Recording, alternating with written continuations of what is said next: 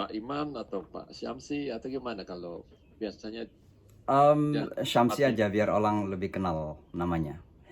Syamsi aja. Iya, Oke, atau Pak Syamsi aja ya ya. boleh boleh. Ya, oke. Terus oke. Saya akan tanya beberapa. Mungkin mulainya untuk memperkenalkan Pak Syamsi mungkin lahir dari mana gitu. Sebab Iya, kita interview beberapa kali tapi tidak pernah um, uh, lahir di mana, pendidikan terus iya. sampai bisa life journey, pretty much while life journey ke Amerika bagaimana gitu. Oh ya, jadi saya ini lahir di sebuah kampung kecil di Sulawesi Selatan. Mungkin Nama, mungkin di reserve dulu. oh belum ya? Oke, baik, Oke. Saya bakal hitung 3, 2, 1. siap. Oke, seandainya Pak Syamsi ada sesuatu yang perlu diedit atau perlu di delete atau di apa ya, tolong kasih tahu saya. Ya, Nanti saya. Soalnya ini kan kita bukan recording. live, ya recording ya. Mungkin kadang-kadang di agama tuh apakah agama apapun ya, Ya, pertanyaan saya mungkin bisa jadi sensitif atau mungkin you know sure, maksudnya it's a sensitive issue, sure, but sure. I want to make sure dari dua pihak termasuk Kabari that we don't want to cause any sensitive issue yang bisa bikin orang marah atau apalah ya. Maksudnya jangan bikin gara-gara. Baik. Oke, saya hitung 3, 2, 1 ya. Saya introduce myself. Terus saya minta Pak Syamsi perkenalkan diri. Ya, ya. Mulai lahir dari mana dan asal dari mana segala macam. Oke? Baik. 3, 2, 1. Selamat datang, saya John Uy dari kabarinews.com. Hari ini kami ada Pak Syamsi Ali. Apa kabar Pak Syamsi? Baik, alhamdulillah. Terima kasih banyak atas kesempatan ini bisa berbincang-bincang. Oke, saya ingin Kang Pak Syamsi, your life journey sampai bisa ke Amerika. Silakan. Baik, jadi nama saya Syamsi Ali. Saya ini seorang putra asli Indonesia, lahir di sebuah kampung kecil di Sulawesi Selatan. Setelah selesai SD di kampung, kemudian saya masuk ke pesantren, sebuah sekolah Islam di Makassar. Dan setelah selesai di pesantren, saya mendapat beasiswa untuk kuliah di salah satu universitas di Pakistan, namanya International Islamic University. Selesai S1, S2, dan kemudian saya mendapat kesempatan mengajar di Saudi ketika itu. Nah, di Saudi inilah kemudian saya merasakan sebuah keresahan. Salah satu keresahan ketika itu di tahun 95-96 adalah perilaku kepada para TKW TKI kita di negara Saudi yang saya sebagai sesama bangsa tentu tidak akan bisa menerima hal seperti itu. Maka hati saya memberontak dan akhirnya saya berdoalah kepada Tuhan, mudah-mudahan saya diberikan kesempatan untuk bisa mengabdi di tempat lain. Nah, di akhir 96 itu saya kemudian ketemu dengan Duta Besar Indonesia di PBB, Pak Nugroho Wisnumurti, dan saya menjadi penceramah di Konsulat Jenderal RI di Jeddah kepada sekelompok jamaah haji dari luar negeri, termasuk Pak Nugroho waktu itu dari New York. Beliau kemudian tiba-tiba mengajak saya ke kota New York. Nah, beliau mengajak saya itu karena waktu itu masyarakat komunitas muslim di kota New York baru membuka sebuah masjid namanya Masjid Al-Hikmah ya. Masjid baru di kota New York. Maka saya diajak untuk datang memimpin masjid tersebut. Ya, alhamdulillah di penghujung tahun 96 Desember tepatnya saya sudah mendarat di kota New York dan sampai saat ini saya sudah sekitar 23 tahun lebih di kota New York ini. Ya, dan sejak itu saya melakukan banyak kegiatan-kegiatan. Khususnya setelah terjadi serangan teroris tahun 2001, 9/11 di kota New York, saya memang diminta oleh pemerintah kota New York untuk mewakili komunitas muslim dalam banyak sekali acara-acara besar ya di Amerika. Termasuk ketemu Presiden Bush waktu pertama kali ke Ground Zero. Kemudian saya mewakili komunitas muslim Amerika untuk baca doa di Yankee Stadium. Dan saya beberapa kali diundang ke White House untuk mewakili komunitas muslim. Ya. Mungkin itu singkatnya. Oh, ya, bagus sekali. Dan juga Bapak dulu pernah di Jamaica Muslim Center ya? Ya, itu yang saya Boleh pimpin sekarang. Jadi ya, jadi setelah 9/11 itu saya kemudian diminta menjadi imam di Islamic Center, ya masjid rayanya kota New York lah. Dan itu saya imam sekitar 10 tahun. Dan sebenarnya 14 tahun, dari 2001 sampai 2014 saya imam di situ. Lalu dari tahun 2015 sampai sekarang ini saya memimpin Jamaica Muslim Center. Jamaica itu satu daerah di kota New York, kebanyakan Asia Selatan dan Timur Tengah. Jadi saya memimpin masjid ini, bukan masjid Indonesia sekarang. Nah, tapi selain itu juga saya memimpin yayasan saya, namanya Nusantara Foundation, yang saya dirikan sekitar 5 tahun yang lalu. Nah, salah satu program besar Nusantara Foundation sekarang ini adalah mendirikan pondok pesantren di bumi Amerika pertama kali. Nah, di pondok pesantren ini kita akan kenalkan tentang Indonesia dan Islam khusus di Indonesia. Dan ini yang saya kira perlu untuk kita kenalkan, karena Islam yang dikenal di Amerika ini rata-rata Islam Timur Tengah, Islam dari Asia Selatan atau Afrika. Sementara Indonesia ini dengan jumlah penduduk yang luar biasa besar, itu kurang dikenal ya. Makanya sengaja saya ingin mencoba membangun pesantren untuk mengenalkan bahwa sebenarnya Indonesia itu adalah tidak kalah dan tidak kurang dari negara-negara Muslim yang lain. Nah, boleh bedakan antara Muslim Nusantara Indonesia dan Timur Tengah? Silakan. Ya, Islam itu agama yang universal sifatnya. Saya kira sama juga dengan Kristiani maupun Yahudi maupun agama-agama lain. Yang kemudian berbeda adalah ketika sudah sampai kepada manusia yang mengikut kepada agama itu. Karena manusia itu punya keadaan sosial yang berbeda, punya kultur yang berbeda, punya sistem perekonomian, sistem politik, macam-macam ya, sistem lokal. Misalnya Indonesia, pasti kita punya kultur budaya Nusantara yang berbeda. Ya, dan itu sudah pasti ketika kita mengekspresikan keislaman kita, pasti ada perbedaan-perbedaan yang terjadi. Misalnya kita di Indonesia tentu cepat bergaul, mudah tersenyum, ya humble kepada semua orang, ya seharusnya tidak cepat marah kan begitu. Kita mudah, itu ramah tamah kita sangat terkenal ya. Nah, jadi perbedaannya ada pada perilaku manusianya, bukan pada ajarannya itu sendiri. Kalau ajarannya universal. Kalau dalam istilah kita di Islam itu ya sumbernya dua, Quran dan Sunnah Rasul gitu, Quran dan hadis gitu. Nah, tapi ketika sudah sampai kepada pemahaman, maka penafsiran bisa berbeda karena cara faham kita berbeda. Cara faham ini banyak dipengaruhi oleh budaya-budaya lokal dan lain-lain sebagainya gitu. Ya, sebentar ya, aku mesti sedikit stop karena baterainya ini. Sebentar ya, aku pasang baterai sebentar. Baik.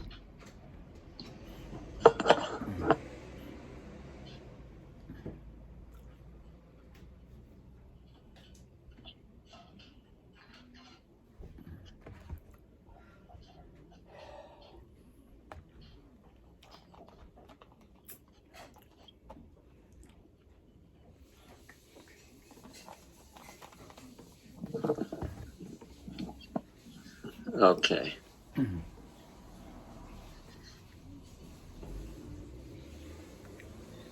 Oke, jadi ada pengaruh perbedaan ya, karena ini kan dari agama ke perorangan. Jadi tergantung siapa yang mengajar. Ya. Jadi sebenarnya ada perbedaan bagaimana pengajaran yang oleh masyarakat Islam di Timur Tengah dan juga yang ada di Indonesia, bukan begitu? Ya, jadi lebih banyak dipengaruhi oleh situasi lokal. Ya, kita kenal misalnya di Indonesia itu kan memang dari dulu kita punya tradisi lokal yang sebenarnya sangat dekat kepada nilai-nilai agama keseluruhan. Ya, misalnya dalam agama Kristiani cinta kasih, ya kita juga sudah secara tabiat ya seharusnya kita punya cinta kasih. Nilai-nilai kasih sayang dalam Islam juga demikian. Nilai-nilai gotong royong yang kita miliki sebagai masyarakat Nusantara itu juga ada dalam Islam, seperti istilah ta'awun, kerjasama atau gotong royong. Maka ini kemudian cepat ya terjadi asimilasi antara budaya lokal dan ajaran Islam yang bersifat universal itu. Nah, ketika kita mengekspresikan keislaman kita atau keagamaan kita, maka ini kemudian diwarnai oleh perilaku kultur atau budaya lokal. Makanya kita orang Indonesia kalau berpakaian misalnya tetap batik, tetap baju koko misalnya, atau baju-baju lokal, nggak ada masalah. Itu tidak perlu kita mengganti pakaian menjadi pakaian Arab misalnya untuk menjadi seorang Muslim, atau memakai pakaian India untuk menjadi seorang Muslim. Karena kita punya budaya sendiri. Nah, ini yang saya istilahkan bahwa nilai-nilai keislaman Indonesia itu dalam praktek sosial dan budaya pasti berbeda dengan negara-negara yang lain. Oke, terus bagaimana dengan tantangan sekarang kita Pak Syamsi bisa lihat dari luar ke Indonesia, bagaimana Islam punya perkembangan di Indonesia sekarang? Kalau saya melihat sebenarnya dalam sebuah negara atau bangsa itu ada dinamika yang terjadi ya, ada up and down. Dan itu bisa kita lihat misalnya dinamika demokrasi di Amerika. Ya, ada masa-masa di mana kita bisa merasakan demokrasi yang sehat, ya demokrasi yang kita semua enjoy, kita bisa rasakan keindahannya. Tapi ada masa-masa di mana demokrasi itu dipengaruhi oleh emosi tertentu dari sebuah masyarakat karena faktor-faktor tertentu. Ya, misalnya di Amerika ini karena kebetulan sedang meninggi apa yang disebut dengan white supremacy, dan kemudian naik seorang presiden Donald Trump yang memang oleh sebagian teman-teman khususnya dari kalangan minoritas dilihat sebagai a leader that doesn't represent orang-orang yang non-white gitu. Maka banyak yang merasa kurang pas dengan Donald Trump. Maka di sebuah negara seperti Indonesia pasti yang namanya gesekan-gesekan itu ada dinamika yang terjadi. Tapi saya sejujurnya selalu melihat bahwa Indonesia dengan segala kekurangan itu ya tetap adalah Indonesia. Apa artinya? Kita memiliki nilai-nilai kebangsaan dan karakter kebangsaan yang tidak mudah sebenarnya goyah. Ya, yang ada itu adalah hiruk pikuk sementara yang terjadi dari masa ke masa. Tapi kalau kita kembali kepada tabiat asli kita sebagai bangsa Indonesia, maka kita akan bangga bahwa bangsa Indonesia ini dari dulu pun ya ragam sekali. Kita punya etnis lebih 100, kemudian suku banyak, bahasa banyak, agama juga banyak. Bahkan bukan agama yang diakui saja sebagai 6 agama, tapi banyak agama-agama lokal yang tidak diakuin gitu ya. Ya, agama Jawa, agama Sunda, agama itu banyak sekali gitu.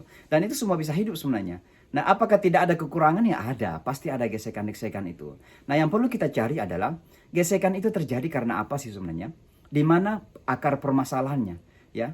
Sebab yang terkadang kita sesali adalah ketika terjadi sebuah ketidakenakan, gesekan maksud saya. Misalnya ada bentrok antara kelompok ya. Lalu kemudian kita blame seluruh negara, kita blame semua bangsa, atau kita blame pengikut agama tertentu. Itu saya kira tidak adil, ya. Kita harus berani memilah-milah, ya, mana yang benar dan mana yang salah. Nah, Amerika ini, walaupun kita umat Islam misalnya merasakan ada Islamofobia yang sedang meninggi, saya tidak adil untuk menuduh Amerika sebagai negara yang yang anti-Islam. Buktinya kami orang Islam bebas kok menjalankan agama. Kami bisa sholat, bisa puasa, bisa membangun masjid selama mengikuti aturan-aturan yang ada. Maka saya tidak akan menyalahkan Amerika. Yang saya salahkan adalah kasus-kasus yang terjadi itu. Nah, itulah sebabnya saya terkadang kurang enak ketika kita di Indonesia ada gesekan-gesekan, lalu kemudian kita secara umum menyalahkan bahwa Indonesia sudah begini, Indonesia sudah begitu. Nah, apalagi kalau kita blame ya kelompok tertentu. Padahal kelompok ini belum tentu mewakili semua itu ya. Sama juga misalnya orang Islam sekarang ini. Betapa sakitnya kita kalau kita dituduh teroris hanya karena ada orang Islam melakukan teror gitu loh, ya. Dan itu ada memang pada semua agama ada kelompok-kelompok jahat kan, ada personal yang gagal mengikuti ajaran agama yang sesungguhnya. Dan itu bisa kalau kita mau mengungkit semua kasus-kasus dunia ini pasti banyak, ya.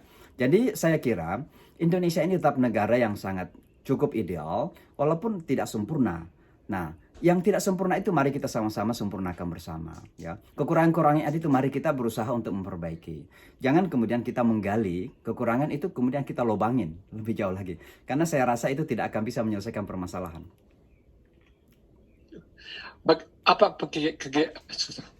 kegiatan Pak Syamsi sekarang untuk apalagi di bawah Trump ya yang sangat anti Muslim ya. Bagaimana menjanakan ini? Ya, untuk menghadapi semua ini, baik Donald Trump yang memang cukup anti-Islam maupun Islamofobia secara umum, cara yang terbaik bagi kami adalah membangun kerjasama dengan semua orang, ya, bahwa mereka punya kepentingan yang sama. Ya, misalnya di tahun 2017 yang lalu, Donald Trump kan mengeluarkan aturan Muslims ban kan, ingin melarang orang Islam masuk Amerika dari 6 negara, mulai dari 6 negara. Lalu kami di kota New York melakukan demonstrasi besar-besaran, dan yang hadir itu 90% adalah non-Muslim. Yahudi, Kristen, Hindu, Buddha, semua datang. Temanya apa? Today I'm a Muslim too. Hari ini saya juga Muslim. Artinya apa? Kalau Anda melarang orang Islam masuk Amerika, maka larang kami juga. Kalau Anda menyakiti orang Islam, sakiti kami juga. Nah, ini yang kami selalu lakukan di Amerika. Membangun dialog, membangun kerjasama. Karena saya rasa apa yang terjadi kepada orang Islam hari ini, tidak ada jaminan bahwa besok tidak akan terjadi kepada orang lain. Maka bagi kami misalnya, apa yang disebut dengan anti-Semitisme dan anti-Islam, itu sama saja. Ya. Karena menyakitin satu orang, itu penyakit untuk semua. Kalau terjadi kepada satu orang, bisa terjadi kepada semua orang. Maka bagi kami, yang namanya Islamofobia bukan perjuangan kami untuk melawan, tapi perjuangan teman-teman non-Muslim juga. Dan anti non-Muslim bagi kami itu adalah tanggung jawab kami untuk melawan. Karena apa yang terjadi ke kami bisa terjadi kepada mereka, apa yang terjadi ke mereka bisa terjadi pada kami. Dan oleh sebab itu kerjasama sangat penting. Dan itu yang kami bangun di Amerika itu. Dan sekarang kita menghadapi COVID-19 dan juga riot ya, terutama bagian bagaimana itu? Ya, maaf saya tadi agak terus putus-putus ya. Tapi saya kira pertanyaannya ini lagi frozen ini. Halo, bisa dengar saya? Saya bisa dengar. Ya, baik. Jadi saya kira tadi terputus pertanyaannya, tapi saya kira pertanyaannya mengenai COVID-19 dan demo-demo yang terjadi dengan tema Black Lives Matter ya, atau rasisme di Amerika. Ya, baik. Jadi bagi kami mendukung gerakan Black Lives Matter ya, bukan karena mendukung warna kulit. Ya, bagi kami kita tidak membeda-bedakan manusia karena warna kulitnya. Kita tidak membeda-bedakan manusia karena ras dan etnisnya. Ya. Bagi kami ketika mendukung teman-teman orang hitam sekarang ini adalah karena mendukung keadilan gitu dong. Ya. Mendukung kesetaraan. Maka yang kami perjuangkan bukan karena mendukung kelompok etnis atau ras tertentu, tapi kita dukung kebenaran dan keadilan. Itulah sebabnya orang Islam sekarang ini ikut terlibat di dalam movement Black Lives Matters agar orang sadar bahwa ini adalah kepentingan kita semua. Sebab kalau ada diskriminasi, ada kekerasan kepada orang-orang hitam, tidak ada jaminan bahwa besok tidak akan terjadi kepada kelompok yang lain. Dan oleh sebab itu sekali lagi, saya kira sebagai sesama manusia kita harus punya rasa solidaritas itu, ya. Bagaimana kita selalu memperkuat mereka yang termarginalkan. Dan saya kira itu komitmen yang harus kita tegakkan di mana-mana. Dan itu yang kami lakukan sekarang ini. Di masa-masa pandemik 19 misalnya kemarin juga, kami di kota New York mengumpulkan dana sedikit, dibelikan bahan makanan, kita antarkan kepada tetangga-tetangga yang membutuhkan. Karena kita sadar bahwa banyak di antara tetangga-tetangga kita yang perlu. Ya, walaupun di Amerika ini tidak ada alasan untuk lapar, alhamdulillah, karena pemerintah punya perhatian ya. Ya, federal ada bantuan ya, ada bailout ya untuk masyarakat juga, masing-masing dapat 2.400 untuk per rumah tangga, anak-anak dapat 500, dan setiap kota juga ada tanggung jawab masing-masing gitu. Tapi kita juga tetap sebagai bagian dari tanggung jawab solidaritas kemanusiaan kita membantu mereka-mereka yang memerlukan selama COVID-19 ya. Ini sebentar lagi jam 1, mohon maaf saya ada meeting dengan kepolisian untuk membicarakan kembali bagaimana kita tetap membangun relasi yang harmoni antara masyarakat dan kepolisian. Karena ada kecenderungan seolah-olah masyarakat pergerakan atau demo sekarang ini melawan polisi, padahal bukan melawan polisi. Polisi itu hadir untuk memberikan keselamatan dan keamanan kepada kita. Yang kita lakukan adalah menuntut agar perilaku yang tidak baik ya dari kalangan polisi itu dihentikan, itu saja. Tapi jangan kemudian dianggap bahwa ini perlawanan kepada polisi. Polisi adalah institusi negara yang harus kita hormatin. Nah, ini yang selalu kita rapatkan, dan sebentar lagi jam 1 ada rapat.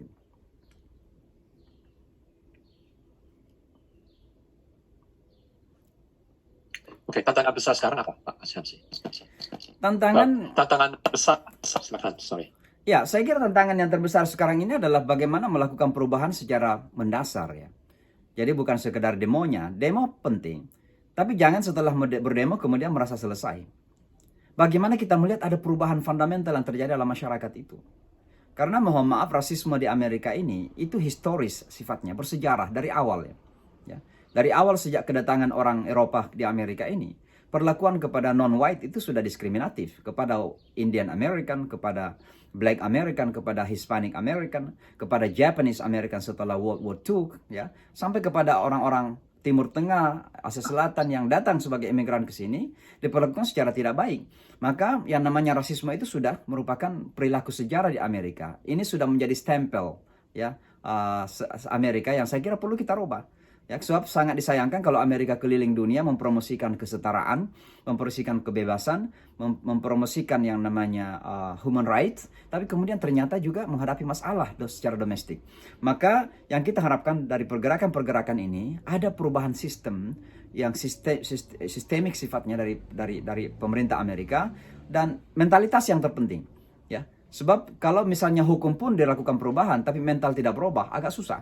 Oleh sebab itu saya kira perubahan mentalitas penting di kalangan orang Amerika ini, bahwa jangan ada merasa superior hanya karena etnis atau ras atau karena warna kulit.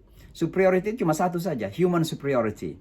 Jadi apakah dia black atau white atau brown, ya namanya manusia itu memiliki superioritas yang sama, ya, memiliki kemuliaan yang sama. Dan kalau dalam istilah teman-teman Yahudi atau Kristen yang everybody is created on the image of God, kan begitu. Nah, dalam bahasa Islam itu kita diciptakan di atas kesucian Tuhan gitu ya, purity of God ya. Nah, itu sama saja. Jadi ketika kita melihat orang itu dengan warna kulit yang berbeda, harus kita melihat kebesaran Tuhan di situ. Dan itu harus kita hormatin mereka semua. Kita harus hormati semua. Dan ini yang perlu kita tanamkan kepada masyarakat Amerika. Sebab ini sudah menjadi, saya kira ada sebagian yang memiliki penyakit mental. Rasisme itu penyakit mental bagi saya. Karena rasisme itu tidak dibawa lahir. Ya, terjadi setelah masyarakat terjadi dan kemudian terjadi penyakit. Maka orang rasis itu mental sick sebenarnya. Ya, dan mereka perlu melakukan perubahan atau pengobatan itu. Oke, pesan terakhir Pak Syamsi. Ya, pesan terakhir saya, karena ini didengar oleh sesama bangsa, apalagi secara khusus teman-teman diaspora, kita sebagai orang Indonesia, apakah masih berpaspor Indonesia atau tidak lagi berpaspor Indonesia, ya mari kita sama-sama mewakili wajah bangsa kita di mana saja, ya, termasuk di Amerika Serikat ini. Mari kita berada di garda terdepan untuk menjadi manusia-manusia yang bisa menjadi tauladan. Ya. Dengan apa? Dengan keberhasilan kita. Mari kita berhasil pada bidang kita masing-masing. Yang insinyur berhasil bidang insinyur. Yang di media berhasil di media. Yang agama seperti saya ada agama. Baik Islam, Kristen semuanya. Mari kita berhasil. Kita ingin ada nama-nama besar yang muncul lagi ya di diaspora kita untuk bisa mewakili wajah Indonesia yang besar itu. Tapi yang terpenting adalah saya ingin mengingatkan diri saya sendiri dan kita semua bahwa Indonesia ini adalah ibu pertiwi kita bersama.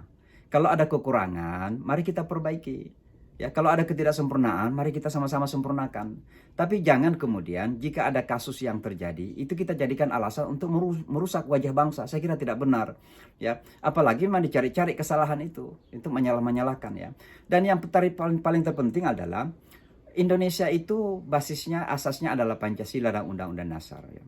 Ya, oleh karena itu agama memang penting, tapi jangan kemudian kita memecah belah diri kita ini karena partikular yang pada kita. Apakah saya Muslim lalu saya tidak merasa bersama lagi dengan orang Kristiani?